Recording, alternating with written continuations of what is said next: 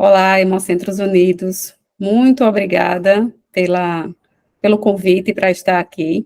Eu vim conversar hoje sobre mais uma história, eu adoro contar história, e uma estratégia de implementação de Patient Blood Management, transformação pela governança. O que é isso, né? Governança significa exatamente traçar diretrizes para melhorar resultados. Então, eu vim conversar aqui, principalmente sobre o primeiro pilar do PBM e como a gente trabalhou e sistematizou o Patient Blood Management lá no serviço em que eu trabalho. Eu sou, nesse momento, palestrante da VIFOR, mas, ao emitir a minha opinião durante a apresentação, eu declaro que esta não refere à opinião da CSL VIFOR. Eu estou atualmente como responsável técnica da Agência Transfusional do Centro Universitário Integrado Amaury de Medeiros, responsável pela implementação do modelo do Patient Blood Management do CISAM, sou representante do Comitê de Equidade da ABHH, fiz parte do Grupo Técnico Nacional que escreveu o primeiro consenso de PBM e estou terminando meu doutorado na USP, em PBM. E fora isso, eu tenho outros conflitos de interesse, outras atribuições também, mãe, esposa, filha, irmã, tia, e tudo que faz parte da nossa vida familiar, da nossa vida normal, não trabalho. E por que eu estou aqui, né? Eu vou pegar o gancho da aula do Dr. César, que fala que a transfusão de sangue é o procedimento hospitalar mais frequentemente realizado. 12% dos pacientes hospitalizados nos Estados Unidos recebem alguma transfusão. Isso acontece porque eles ou têm anemia, ou têm hemorragia, ou têm coagulopatia, ou têm tudo isso junto, e isso culmina nas transfusões. E a ideia desse momento é quebrar esse paradigma, mostrar que o PBM promove a quebra do paradigma anemia, hemorragia, coagulopatia, levando a transfusões. E o que é isso? O PBM em sua definição global. O que é exatamente o PBM? É uma abordagem sistemática baseada em evidências e centrada no paciente. Melhora os resultados do paciente, gerenciando e conservando o seu próprio sangue, ao mesmo tempo em que promove a segurança e o empoderamento do paciente. Essa definição ela é aceita por diversas sociedades que trabalham para a promoção do PBM no mundo todo, tanto sociedades sem pró-PBM como sociedades de classe, como tem um pouco mais aqui embaixo. E a grande sacada do PBM é trabalhar o que o paciente já tem, a sua própria energia, ou seja, a sua própria fábrica do sangue e coagulação, para que esse sangue seja conservado e ele consiga melhorar os seus próprios desfechos, porque isso vai reduzir o número de transfusões e diversas outras consequências para ele, para o hospital e para o sistema. De onde é que eu sou? De onde é que eu estou vindo? Por que eu estou falando sobre isso? Eu estou falando do Centro Universitário Integrado Amaury de Medeiros, que é uma maternidade pública, completamente SUS, que faz parte de um complexo hospitalar, que é o Complexo Hospitalar da Universidade de Pernambuco. Esse complexo hospitalar tem 3 hospitais, a maternidade é um deles. A maternidade tem 104 leitos, atende ambulatorialmente mais ou menos 80 pacientes em programa pré-operatório para correção de mioma. Faz 280 procedimentos cirúrgicos ginecológicos por mês, 350 partos por mês, e esses partos têm uma taxa variável de hemorragia que vai de 3% a 5%, mas 1% recebem transfusões. Somos um hospital escola, e temos, nesse hospital, residências médicas, residência de enfermagem, residências multi. Então, nós estamos num cenário do Nordeste do Brasil, num hospital escola, completamente SUS, e que há alguns anos, desde 2016, nós estamos desenhando e projetando o Patient Blood Management nesse serviço. E eu vou colocar aqui como confidencial, embora todo mundo esteja sabendo já, o case do próprio CISAM. Por quê? Porque é um case que vem dando certo. Pode passar. É um case que começou lá em 2016 com uma situação rotineira. Era um problema operar pacientes de maneira eletiva. Essas pacientes habitualmente recebiam uma transfusão no dia anterior da cirurgia. No outro dia, no dia da cirurgia, elas recebiam uma transfusão antes de subir para o bloco ou mesmo no bloco cirúrgico. E se estivessem anêmicas no pós-operatório, também receberiam outra transfusão. Então, naquele momento, eu estava chegando no serviço, era a primeira vez que se estabelecia, de fato, uma equipe especializada em hematologia e hemoterapia dentro daquela agência transfusional, e com esse olhar de que aquilo precisaria ser modificado, eu fui tentando alguma maneira de mudar o hábito prescritivo dessa população. Pode passar. Então, naquele momento, e aí eu vou citar aqui novamente o Dr. César, que é a pessoa que desenhou inicialmente esse projeto comigo. Naquele momento a gente sabia já o que era Patient Blood Management, nós já conversávamos desde 2013, e já tínhamos planejado algumas situações. Nós sabíamos que Patient Blood Management se aplicaria a qualquer situação clínica, não só as situações operatórias, como didaticamente nós dividimos. A gente sabia também que era necessário ter programas institucionais multidisciplinares. E a gente sabia que a orientação era atingir todos os pilares. A gente só não tinha certeza que conseguiria atingir todos os pilares. Pode passar. E os pilares, só relembrando, seriam a detecção precoce da anemia e deficiência de ferro, o primeiro pilar, a perda sanguínea e sangramento, o segundo pilar, e o terceiro pilar, que é o pilar de transfusões. Eu vou me ater bem ao primeiro pilar, que é otimizar a massa eritrocitária. O segundo pilar, vou falar rapidamente, e a doutora Selma já vai trazer a otimização da reserva sanguínea fisiológica com gatilhos transfusionais restritivos, falando bem detalhadamente do terceiro pilar.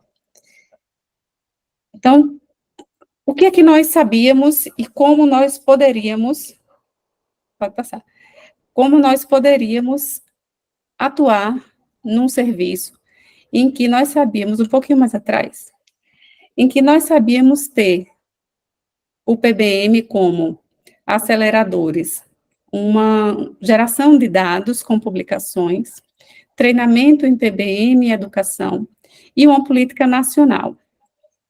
Nós não tínhamos o poder, a possibilidade de gerar, naquele momento, uma política nacional, uma vez que o nosso trabalho era voltado exclusivamente para aquele centro. Mas educar, treinar, produzir dados e gerar publicações já era uma rotina na unidade que eu trabalho hoje, que é a Agência Transfusional do CISAM, porque a compreensão minha e de toda a equipe que entrou junto comigo e vem nos seguindo até hoje, é que não é possível modificar qualquer estrutura, qualquer cultura, se a gente não educar, não treinar, e se a gente não gerir o nosso próprio dado e tomar decisões a partir dos nossos dados. Então, a gente tinha esses favorecedores, não tínhamos uma política nacional, como ainda não temos uma política nacional, que abrace o PBM como uma orientação global, mas nós tínhamos a possibilidade e a obrigação de estabelecer rotinas dentro do hospital que já nasceram com o olhar do PBM. E, principalmente, nasceram com a utilização de ferro intravenoso para pacientes em pré-operatório de cirurgias eletivas e qualquer paciente anêmica que não tivesse instabilidade hemodinâmica.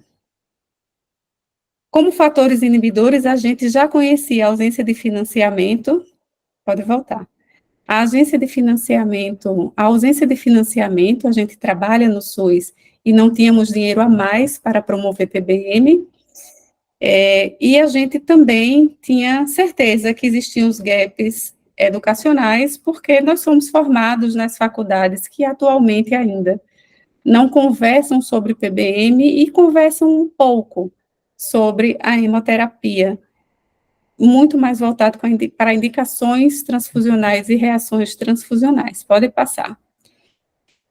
Então, foi o que a gente fez, né? Ou transformar pela governança. Naquele momento, nós desenhamos um projeto de implementação factível, utilizando os recursos disponíveis.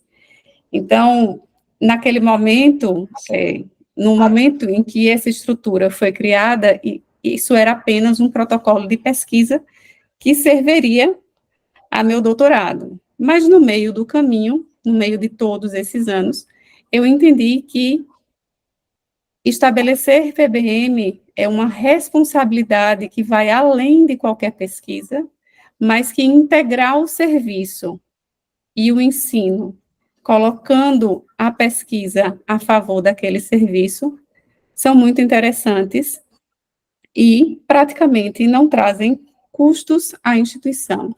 Então, com o olhar de estarmos no Nordeste, numa maternidade pública, com recurso limitado, nós resolvemos começar o PBM no lugar que a gente estava, com o recurso que a gente tinha e com o propósito de praticar o melhor cuidado que a gente pudesse praticar dentro do serviço público, para proteger os pacientes, a sua segurança e, em consequência, as instituições e o próprio sistema. Pode passar. E como foi que nós fizemos naquele momento? Qual era o nosso orçamento? Aquele momento, o primeiro momento em que eu estou falando, é 2016 a 2022. O nosso orçamento era exatamente esse. Pode passar. 0. A gente tinha apenas, pode voltar, a gente tinha apenas o que a gente tem de financiamento SUS. Não tínhamos como pedir nada a mais. Mas a gente tinha uma estrutura ambulatorial montada, tínhamos vaga de atendimento no ambulatório. No serviço, eu me propus a avaliar, antes das cirurgias, as pacientes que iriam para cirurgia qualquer uma, mas o foco principal seria mioma. Eu comecei a passar a visita no hospital diariamente, perguntando, você precisa de mim, tem alguma demanda transfusional, algum caso para discutir? Nós criamos, naquele momento, já em 2016, a formalização do parecer da hemoterapia, para que houvesse o registro conjunto de quais tinham sido as decisões tomadas em relação a cada caso, e, obviamente, as transfusões, naquele momento, que não tivessem indicação, que fossem questionáveis, ou que a gente tivesse alternativa à transfusão, a gente tinha ferro sacarato no hospital disponível, então, quando nós tínhamos o recurso, a orientação era fazer ferro e não transfusões, quando o entendimento era que estávamos diante de pacientes estáveis, com sangramento controlado, sem sintomas de descompensação, que pudessem lesionar órgãos nobres, e a orientação era fazer ferro e aguardar a recuperação medular daquela paciente, ou o seu melhor momento, para se proteger a cirurgia, se aquela fosse a indicação. Pode passar. Isso aconteceu a partir de 2016, pode passar.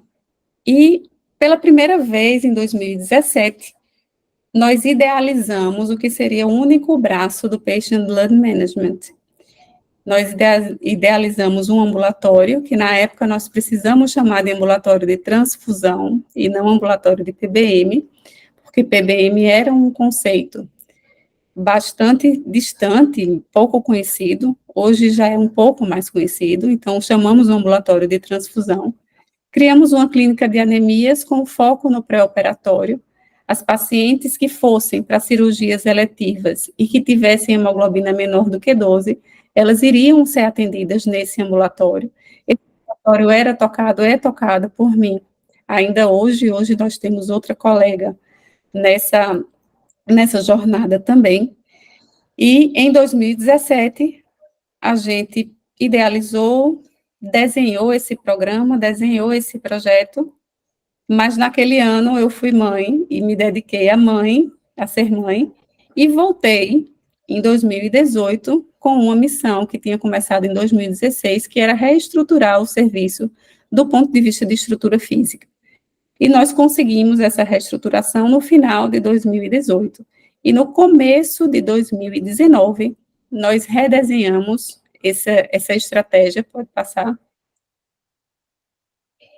Então, em 2019, nós efetivamente implementamos o ambulatório de PBM, desenhamos o nosso protocolo de transfusão maciça, colocamos tudo isso na nossa pauta de condutas e o nosso braço 3, que teoricamente seria o braço da não transfusão ou da transfusão restrita, ou seja, tolerância à anemia e transfundir sim, quando necessário, quando não houver alternativa, mas se houver alternativa, utilize ferro e, se você precisar transfundir, faça uma. Esse terceiro braço ficou como sendo o nosso braço educacional e nós começamos a participar de todas as reuniões clínicas ou reuniões de especialidades ou educações continuadas em que fôssemos chamados para falar sobre o PBM. Então, isso aconteceu diversas vezes. Nós criamos os banners de celular, que são formas educativas e comunicativas muito rápidas, fáceis, disponíveis, e essa disponibilização era via WhatsApp. Mais uma vez, utilizando o WhatsApp como uma tecnologia disponível, barata, acessível e que está na palma da mão, para que as pessoas possam ler, pensar e tomar atitudes rápidas. Então, nossas orientações do braço 1, nosso protocolo de transfusão maciça do braço 2, estão todos inclusos nessas mensagens, nesses banners de celular que vocês vão ver daqui a pouco. Pode passar. Então, esse é o nosso protocolo de transfusão maciça. Como eu disse, a gente não vai falar muito sobre ele, mas ele é exatamente o que cabe na tela de um celular. Pode passar. E aqui são as outras mensagens educativas que foram enviadas para os WhatsApps no primeiro momento de médicos, mas no momento atual de todos os grupos de trabalho que falam de PBM no complexo hospitalar da UPE e todas as pessoas que buscam também alguma orientação ou ouviram falar desses banners. Pode passar. E o que é que aconteceu? O que é que aconteceu efetivamente nesse período?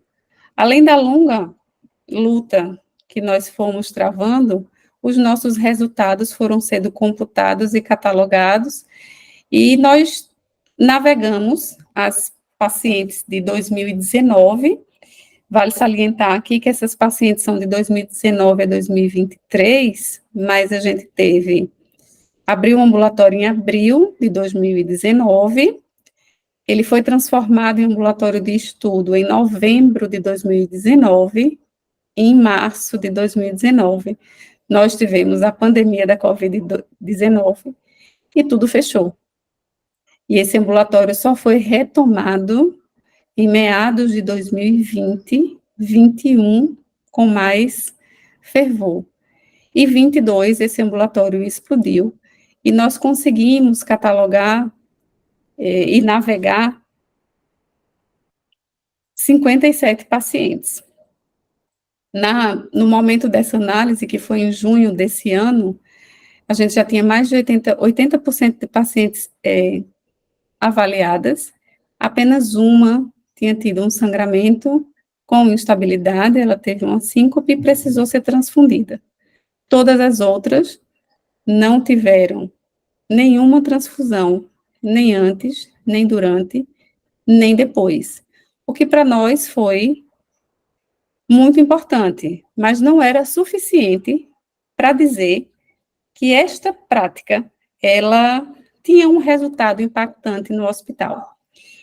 A gente tinha certeza que a nossa intervenção para aquelas pacientes com esse resultado tinha modificado a maneira de transfundir essas pacientes. Mas e os demais? Mas e o hospital? O que é que aconteceu com o hospital? Será que mudou alguma coisa? Será que não mudou? E aí, nesse momento, eu tinha idealizado que era muito fácil entender que a paciente que eu tinha visto não tinha sido transfundida. Mas e as outras? Como é que eu ia analisar? Então, nós fizemos a estratégia foi identificar todas as transfusões do hospital que aconteceram antes do primeiro dia de 2020 e todas as que aconteceram depois do primeiro dia de 2020. Por que o marco 2020? Porque é quando o ambulatório começa, em 2019, final de 2019, é quando o ambulatório começa a acontecer. Então, eu teria 5 anos antes de 2020, 4 anos antes de 2020, totalmente sem intervenção do ponto de vista da criação desse ambulatório, e os 4 anos depois, com a intervenção desse ambulatório. Então, nós imaginamos que a paciente chega no hospital, ela interna, vai para a ginecologia, vai para o bloco cirúrgico, vai para a sala de recuperação anestésica e tem alta. Então, nós avaliamos o resultado geral do hospital, nós avaliamos as transfusões por setor, pensando na jornada da paciente nesse serviço. Pode passar. Aqui, esses dados ainda não estão publicados, por isso que eu falei lá atrás que é confidencial, mas é só um spoiler do que aconteceu no hospital. Esses são os resultados do hospital desde 2016, que é quando nós começamos a falar sobre avaliação de transfusão, patient blood management, começamos a construir as pautas de condutas, mas a sistematização aconteceu em 2019. Então, de 2016 até 2018, nós já tínhamos tido uma queda expressiva do número de transfusões. A partir de 2019, quando tem um ponto de inflexão para cima, nós voltamos a ter queda no número de transfusões e isso se segue até os dias de hoje. Essa avaliação foi feita com um corte antes e depois, e houve diferença estatística no número de transfusões que aconteciam antes no serviço para os que acontecem atualmente. Antes de 2020, nós tínhamos 269 transfusões, e depois passamos a ter 168 transfusões. Isso foi um grande ganho, isso é o único resultado que eu vou mostrar, mas todos os outros seguem a mesma linha, falando setorialmente. Pode passar. E o que é que aconteceu, né? Aconteceu, sim, que nós conseguimos quebrar o paradigma da anemia, hemorragia, coagulopatia e transfusões. Pode passar.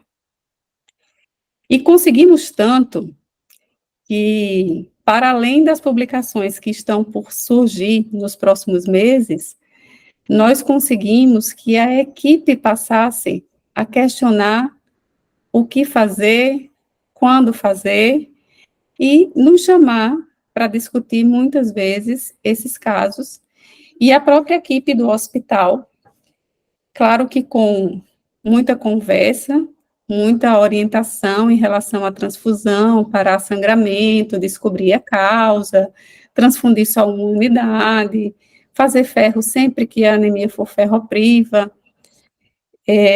A própria equipe hoje já analisa a possibilidade de utilizar análogos de GNRH para fazer as pacientes que ficam esperando na fila durante 90 dias, às vezes até um ano, para que elas consigam chegar na cirurgia sem anemia e sem novos sangramentos, sem novas necessidades de internação. Isso são cenas dos próximos capítulos, mas a gente já consegue identificar uma mudança de cultura médica nesse cenário, que parecia inicialmente um cenário que poderia não dar frutos. Pode passar. Mas deu tantos frutos que em 2016 a gente tinha orçamento zero.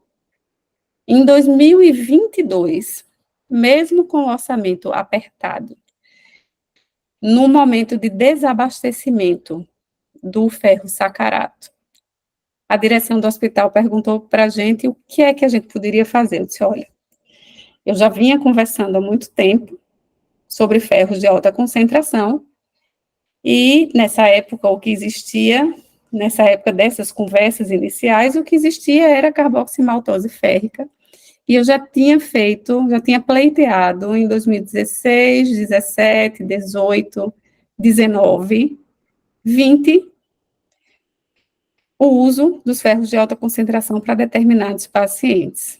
Quando houve esse desabastecimento, a conversa aconteceu novamente, e eu lembrei novamente os ferros de alta concentração, e nesse momento eu tive a autorização por parte da diretoria de fazer o pedido de padronização. Isso foi assinado em consentimento com a diretoria executiva e médica da época, com a farmácia ciente, e em 2022, nós fizemos, depois de licitar por quase um ano, acho, nós fizemos a primeira compra da carboximaltose férrica para o primeiro hospital público do país a utilizar esse medicamento, mesmo antes da incorporação dele pela Conitec e pelo rol da ANS. Então, isso foi uma grande vitória. Obviamente, isso não foi para todos os pacientes. Nós protocolamos quais os pacientes que a gente deveria utilizar carboximaltose férrica em detrimento do sacarato, e esse procedimento, mais uma vez, como pessoa que prefere ver os dados para tomar decisões, nós tivemos alguns parceiros importantes na economia da saúde dentro da nossa instituição, e nós planejamos um estudo que avaliaria se carboximaltose férrica seria mais caro, mais barato, mais custo efetivo, qual era a custo-minimização disso. E esse estudo está submetido hoje à publicação. Eu trouxe alguns resultados importantes e impactantes aqui, mas 2022, até ontem, e eu digo até ontem, porque ontem a gente teve uma reunião importante, depois de mostrar os dados do nosso próprio serviço, que trouxe o fortalecimento da utilização da carboximaltose férrica no nosso serviço, com a proposta de dimensionamento para aumentar o uso de maneira escalonada, desde que o orçamento permita, sempre de uma maneira muito responsável. Em 2024 adiante, nós temos aí pelo menos duas propostas de utilizar e continuar utilizando a carboximaltose férrica, pensar na possibilidade, inicialmente, dos análogos de GNRH, para que a gente possa conversar sobre outras coisas importantes também dentro do serviço. Pode passar. Então, pode passar. Nós mostramos, e já conhecíamos, que os desfechos dos pacientes eram melhores. Nesse estudo, a gente buscou comprovar que o PBM, ele economiza para a saúde, do ponto de vista financeiro, de custos mesmo. Pode passar. E aí, esse estudo da análise do nosso próprio serviço é um estudo de custo-minimização entre a utilização do ferro sacarato e da carboximaltose férrica no tratamento de deficiência de ferro. É um estudo de vida real, é um estudo em que nós utilizamos o nosso próprio case, o nosso próprio serviço, desde a primeira compra até o último dia analisado, que foi em abril deste ano, e nós, com a ajuda, obviamente, da equipe da economia da saúde, os bolsistas da economia da saúde, e aí integrando mais uma vez o ensino e a pesquisa ao serviço, nós chegamos à análise de 836 pacientes, das quais 644 tinham usado sacarato e o restante tinha usado carboximaltose férrica. E na custo-minimização, quando a gente olha para o tempo de internação, fora os insumos utilizados, a gente tem um custo unitário distribuído para pacientes que fizeram sacarato muito maior do que para pacientes que fizeram carboximaltose férrica, como no gráfico acima. E quando nós tiramos a medida unidade de internação e fizemos isso com pacientes ambulatoriais, o custo do ferro sacarato ficou ainda maior. A economia, se a gente projetasse, pode passar, que todas as pacientes analisadas que fizeram sacarato, que foram 644 pacientes, se elas tivessem feito carboximaltose férrica, aí na faixa cinza mais clara, a economia que isso ia gerar seria de mais ou menos 246.761,48 dólares. Aqui está dolarizado, porque nós submetemos a revista de língua inglesa, e porque é a língua das publicações mesmo. Então, você imagine que nós estamos falando de uma economia para o serviço, apenas analisando medicamento contra medicamento, de mais ou menos R$1 milhão. E eu não estou falando do número de transfusões que já se provou ter sido diminuída. Eu não estou falando também das infecções que acontecem mais em pessoas transfundidas, das deiscências de sutura, do aumento do tempo de internação e da quantidade de vezes que essa paciente precisa voltar para tratar suas feridas. Então, esse case que traz um pouquinho da experiência da montagem de um braço, pilar 1 de PBM, num serviço de excelência, como é o CISAM, mas num contexto de estarmos no SUS, com a utilização do recurso próprio, sem onerar o sistema, em termos financeiros inicialmente, é uma estratégia que talvez possa fazer sentido para muita gente no Brasil e talvez fora dele. Pode passar. Então, como mensagem final, volta lá atrás, como mensagens finais, o velho take-home message, implantar PBM é um desafio técnico, científico e operacional, sim, dá muito trabalho, requer muita disponibilidade, mas é extremamente factível, é possível implantar o PBM utilizando os recursos disponíveis. A compreensão da gestão local é imprescindível para o sucesso. Para nós foi importantíssimo que a gestão naquele momento estivesse do nosso lado e deixando que nós trabalhássemos do ponto de vista científico. Prover dados de qualidade é fundamental e é outro grande desafio no nosso sistema, no nosso país ainda hoje.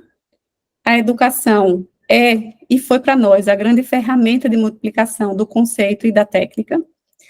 O trabalho multi, inter e transdisciplinar durante todo o processo deve ser praticado. Prover dados de qualidade é fundamental. E a prática da hemoterapia clínica, eu entendo como desejável para todos os serviços. Pode passar. Então, a gente já está chegando ao final, eu tenho só a agradecer, né? Eu sempre coloco essa foto da estrada, que é longa, é curva, tem obstáculos, às vezes o pneu fura, o meu furou algumas vezes, nem sempre a gente consegue enxergar ao final, mas é do caminhar que se faz essa estrada, e aí eu coloco que é do caminhar de muitas pessoas, não é do caminhar de uma pessoa. Então, essa foto aí é da vez que eu oficialmente entrei no doutorado, depois de ter vários anos trabalhando com PBM, sob a orientação de César, e E, na verdade, as nossas conversas foram só o começo de um grande trabalho que eu pratico aqui, ele pratica aí pelo mundo, e nós praticamos por aí também. Mas tem muita gente envolvida, né? Pensar na estratégia é relativamente fácil. Executá-la requer uma equipe que seja compreensiva, que entenda a mensagem do PBM, que pratique o PBM, que se sinta à vontade para perguntar e muitas vezes para discordar e muitas vezes para propor melhorias que talvez a gente nem enxergasse. Pode passar. Então, essa é toda a nossa equipe da Agência Transfusional, que está nessa estrada desde 2016. Alguns integrantes já saíram, outros voltaram, mas é uma equipe dedicada e excelente. Obrigada. Pode passar.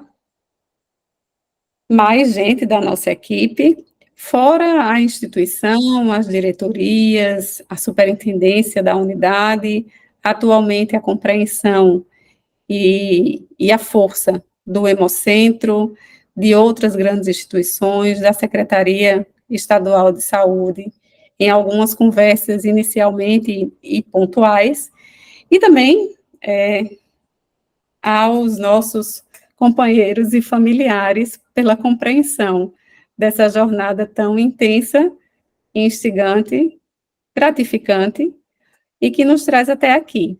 Então, eu só tenho, de fato, a agradecer, agradeço ao Hemocentros Unidos, o convite da doutora Luciana, muito obrigada, mais uma vez, o convite da CSL Vifo e todos os nossos parceiros. Deixo aqui o meu contato, meu nome é Lorena, então, meu contato da UPE é lorena.correa@upe.br e o meu celular. Acho que essa é a mensagem que eu tinha para passar.